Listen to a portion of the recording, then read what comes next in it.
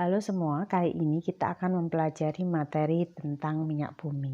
Nah, minyak bumi diperkirakan terbentuk ratusan juta tahun lamanya, berasal dari fosil baik tumbuhan maupun hewan yang terkubur di dasar lautan selama beratus-ratus juta tahun lamanya. Nah, pertama kali ilustrasinya seperti ini. Jadi, terdapat ganggang yang hidup di danau tawar atau juga di lautan yang mengumpulkan energi dari matahari melalui reaksi fotosintesis seperti ini. Lalu dilanjutkan proses kedua, yakni ganggang yang mati tadi akan terendapkan dan terkumpul di bagian dasar bercampur dengan batu lempung atau di sini dikenal dengan lumpur koloidal namanya. Nah, lumpur koloidal ini akan menutupi ganggang tadi, ya. Kemudian membentuk batuan induk atau source rock. Lalu diikuti proses yang ketiga, di mana source rock yang terkubur di bawah batuan lain tadi berlangsung selama jutaan tahun lamanya. Ada yang memperkirakan 150 hingga 250 juta tahun lamanya, dan tertutup salah satunya oleh batuan reservoir di sini. Nah, karena adanya gradien geotermal, jadi pengaruh suhu di sini, suhu batuan induk ini akan semakin panas sehingga terjadi proses pemasakan. Untuk proses selanjutnya yakni proses keempat, di mana source rock atau karbon yang terkena panas tadi dan bereaksi dengan hidrogen baru menghasilkan atau membentuk yang namanya hidrokarbon. Nah, hidrokarbon inilah ini yang merupakan bahan dasar minyak bumi, di mana minyak nanti akan bermigrasi atau berpindah dari batuan induk dan terjebak atau terperangkap dalam jebakan minyak. Nah, di sini bisa kita lihat jebakan minyaknya seperti ini. Nah, lalu bagaimana cara menemukan keberadaan minyak bumi?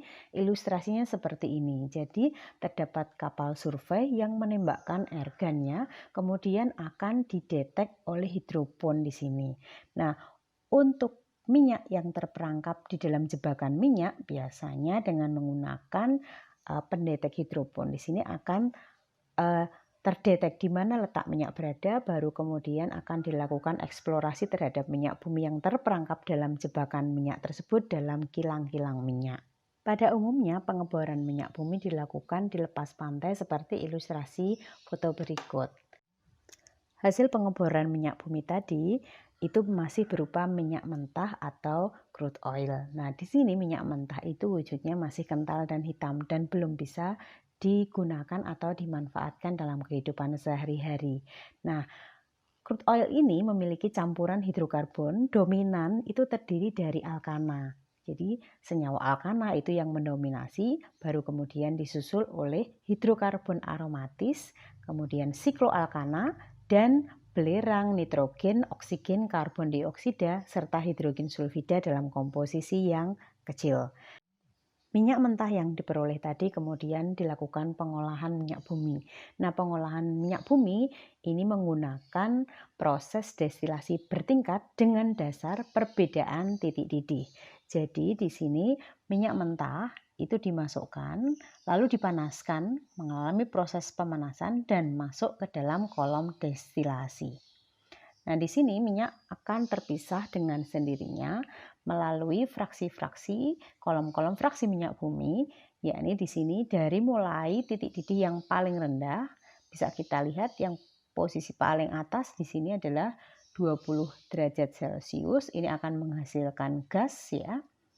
Dan seterusnya sampai di titik didih yang paling tinggi, yakni di sini 600 derajat Celcius, itu akan menghasilkan residu yang bernama, hasil residunya adalah biasanya aspal atau kadang residu yang lain biasanya berupa bahan yang digunakan untuk atap bangunan.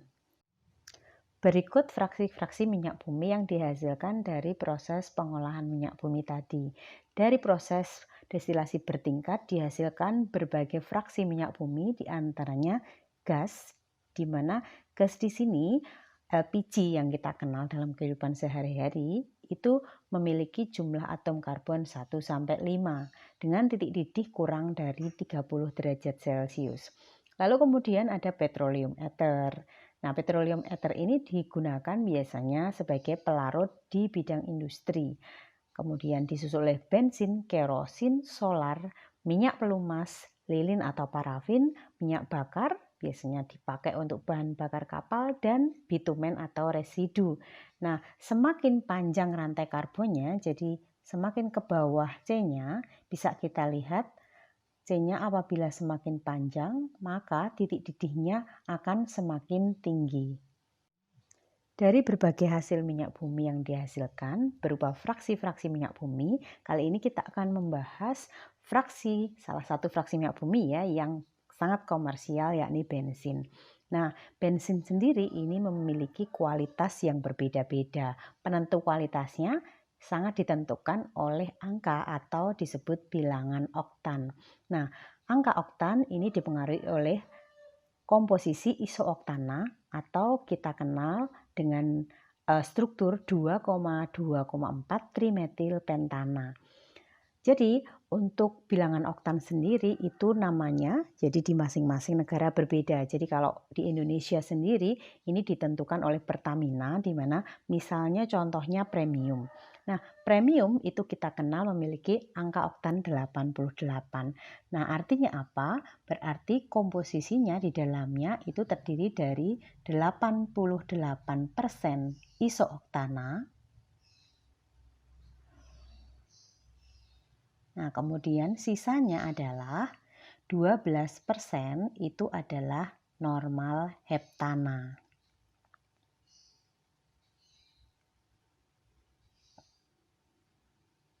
Nah, begitu juga dengan misalnya Pertalite. Nah, Pertalite itu memiliki angka oktan 90. Ini juga sama, artinya 90% itu terdiri dari isooktana dan 10%-nya adalah normal heptana. Untuk meningkatkan mutu kualitas suatu bensin dilakukan dengan cara meningkatkan bilangan oktan pada bensin.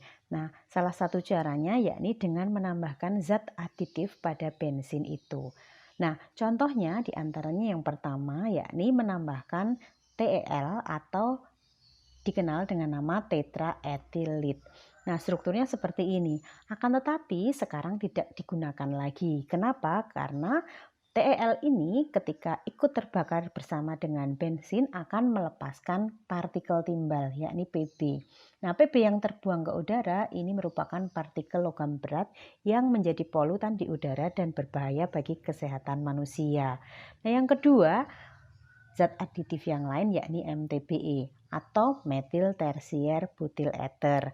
Untuk MTBE sendiri lebih ramah lingkungan dan di sini tersedia oksigen sehingga cukup membantu bahan bakar yakni bensin tadi untuk terbakar sempurna. Lalu kemudian yang ketiga HOMC. Nah, di sini adalah High Octane Mogas Component. Ini juga lebih ramah lingkungan. Jadi TEL untuk saat ini tidak digunakan lagi dan diganti oleh MTBE atau HOMC. Nah, beberapa fraksi-fraksi minyak bumi yang dihasilkan digunakan untuk bahan bakar. Jadi bahan bakar yang berasal dari fraksi-fraksi minyak bumi dinamakan bahan bakar fosil. Adapun pembakaran bahan bakar fosil ini memiliki efek, yakni dampak pembakaran bahan bakar fosil diantaranya yang pertama adalah CO2 yang meningkat. Nah, untuk gas CO2 sendiri sebenarnya tidak berbahaya, artinya kita pun ketika bernafas juga menghasilkan gas CO2. Bahkan untuk gambar yang di sebelah kiri, ketika bumi tanpa CO2 ya, itu akan mengalami suhu yang dingin yakni sekitar minus 14 derajat. Jadi dengan adanya CO2 yang normal di gambar yang sebelah kiri, sinar matahari yang menghasilkan sinar infrarednya itu akan masuk ke dalam bumi.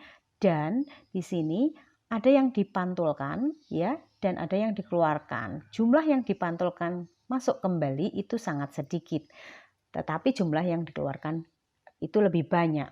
Akan tetapi jika CO2 meningkat seiring berjalannya waktu, kemudian pohon tidak lagi bisa mengubah CO2 menjadi oksigen karena jumlahnya terbatas, maka CO2 di sini yang jumlahnya meningkat seperti gambar yang di sebelah kanan itu justru akan memantulkan kembali sinar infrared tadi masuk ke bumi kembali dalam jumlah yang sangat banyak, sementara yang dikeluarkan itu dalam jumlah yang sangat sedikit.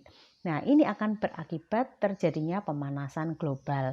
Nah, pemanasan global sendiri itu berefek kepada mencairnya es di kutub sehingga akan menyebabkan kenaikan air laut dan pulau-pulau yang kecil bisa dimungkinkan akan menghilang atau tenggelam.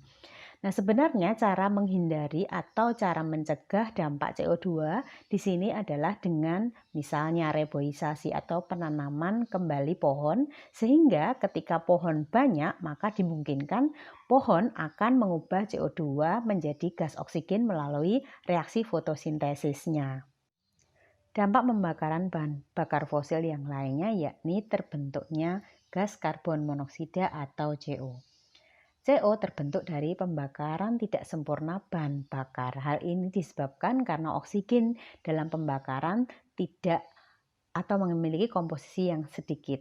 Nah, CO di sini cukup berbahaya karena CO itu bersifat toksik atau beracun, di mana CO memiliki daya ikat 250 sampai 300 lebih kuat dibanding oksigen apabila bereaksi dengan hemoglobin darah.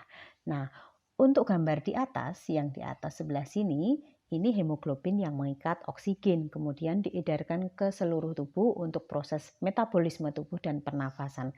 Sementara karena karbon monoksida ini memiliki daya ikat yang sangat kuat, maka karbon monoksida mampu menggantikan posisi oksigen menjadi HbCO. Nah, HbCO ini sangat berbahaya di dalam tubuh karena tubuh tidak membutuhkan karbon monoksida. Tubuh membutuhkan oksigen untuk proses metabolisme dan proses pernafasan. Sehingga apabila hemoglobin mengikat karbon monoksida, maka akan terjadi keracunan dalam tubuh. Salah satunya diantaranya adalah gagal nafas dan menyebabkan kematian. Dampak pembakaran bahan bakar fosil yang ketiga yakni terbentuknya gas SOx dan NOx. SOx dalam hal ini bisa berwujud SO2 dan NOx bisa berwujud NO2. Keduanya dihasilkan dari pembakaran bahan bakar fosil, bisa dari kendaraan bermotor atau bisa juga dari industri. Nah, SOx, NOx maupun di sini ada CO2 ini penyumbang terjadinya hujan asam. Nah, hujan asam sendiri sangat berbahaya baik untuk tumbuhan karena menyebabkan kematian, kemudian bisa menyebabkan penurunan kadar oksigen di perairan sehingga menyebabkan biota air mengalami kematian atau juga menyebabkan kerusakan pada bahan bangunan atau juga menyebabkan korosi pada bahan yang berasal dari logam. Nah, untuk pembakaran bahan bakar fosil memang menyebabkan beberapa efek kerugian. Nah, hal itu bisa kita tanggulangi misalnya dengan cara kalau CO2 tadi dengan reboisasi. Nah, kalau untuk gas-gas yang lain bisa dengan cara memasang catalytic converter pada knalpot sehingga polutan tadi agak terkurangi, atau kita berusaha untuk mengurangi penggunaan bahan bakar fosil. Di antaranya adalah bike for work, yakni menggunakan sepeda untuk bekerja atau menggunakan bahan bakar fosil secara bijak. Nah, demikian tadi pembahasan minyak bumi pada kesempatan kali ini. Sampai ketemu pada pembahasan selanjutnya. Terima kasih.